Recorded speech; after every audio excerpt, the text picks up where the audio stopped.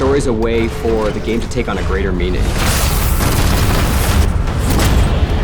You play a single-player game, and there's part of that experience that you cannot get anywhere else. Got you.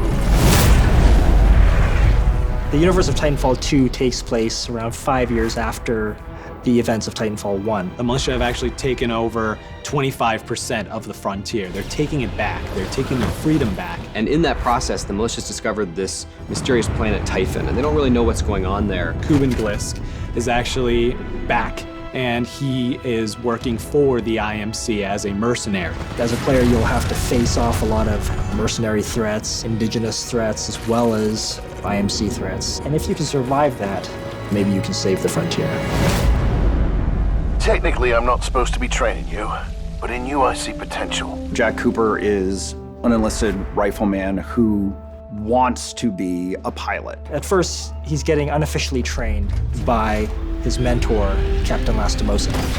And when Captain Lastimosa meets an untimely fate, he essentially says, take the Titan, finish the mission. That's a rifleman, the lowest of the militia, being handed the most advanced Titan in the frontier. At first, BT was written in a way that felt very bossy. He wasn't always as much of a personality as he is now. He sees things very literally, you know, almost like a very grown-up toddler. That's insane.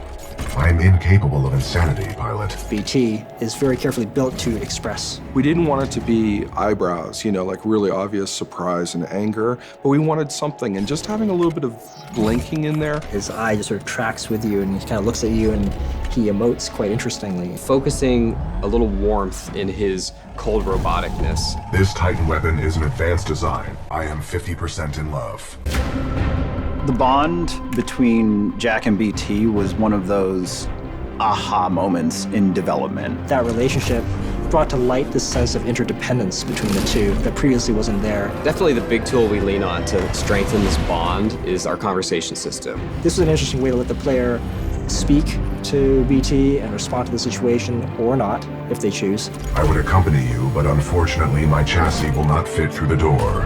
Oh, lucky you. I detect sarcasm. You get to engage with him and learn a little bit more about how you feel about him and how about he feels about you. And that evolves over the course of the game as the player proves himself to BT. It's you against the world with BT at your side. It's good to see you, buddy. It is good to see you too, pilot.